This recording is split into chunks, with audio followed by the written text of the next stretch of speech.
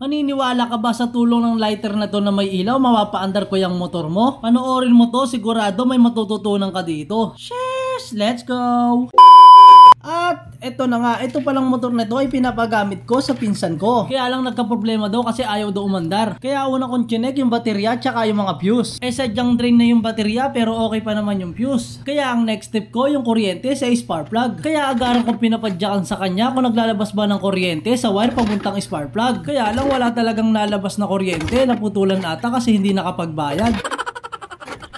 Kaya binaklas ko na agad yung kaha para ma-check ko yung CDI, baka nabaklas lang. Pero okay naman kasi nakakabit naman ng maayos. Pero yung naiisip ko, ito ata yung iniisip ko. Baka sira yung CDI. Syempre, binaklas ko na agad para mapalitan yung CDI. Buti na lang may extra akong CDI kaya matitesting natin kung ayos pa. Ipinalit ko na agad yung CDI ko na bago. Tinesting na namin pero wala pa rin nalabas na kuryente. Mali na naman ang aking nasa isip.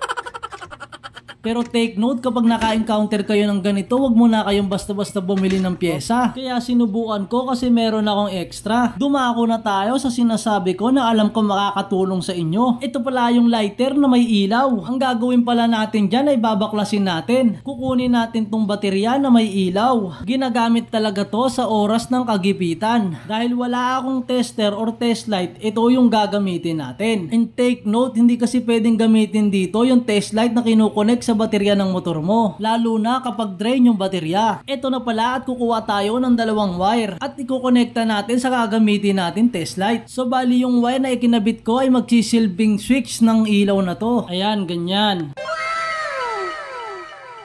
Siyempre di na ako nagpaligoy-ligoy, ayoko nang patagalin to. Ito pala yung una nating ititest, yung supply ng CDI galing baterya. May color coding yan, nag-iisa lang naman yung kulay brown dyan. Ilalagay mo yung isang wire dyan at yung isa ilalagay mo naman sa positive ng baterya. Kapag umilaw, ibig sabihin okay pa yung wire ng supply papuntang CDI. Ayan, makikita nyo umiilaw pa, ibig sabihin okay na okay pa. Kaya dadako naman tayo from CDI to ignition coil. May makikita kayong kulay orange dyan, depende sa motor nyo. Magkakaiba kasi ng color coding lalo na kapag magkaiba ang brand. Kaya kung anong nakalagay na color code sa ignition coil, yun ang susundan nyo papuntang CDI. Ayan, katulad nito kulay orange. Kaya kulay orange din yung susundan nyo sa CDI. Kaya i-test light na natin yan. Ayun, ayaw umilaw. So ibig sabihin putol yung wire neto sa loob. Kaya ang gagawin natin, i-jumper natin yung wire from CDI papuntang ignition coil. Testingin na yan kung aandar ba, baka yan talaga yung naging problema.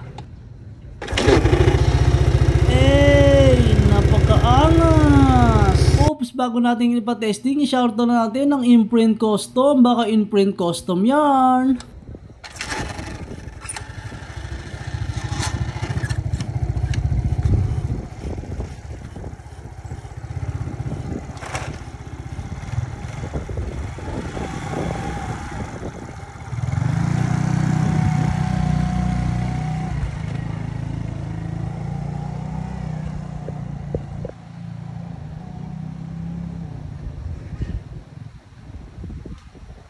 Aks na, okay na yan.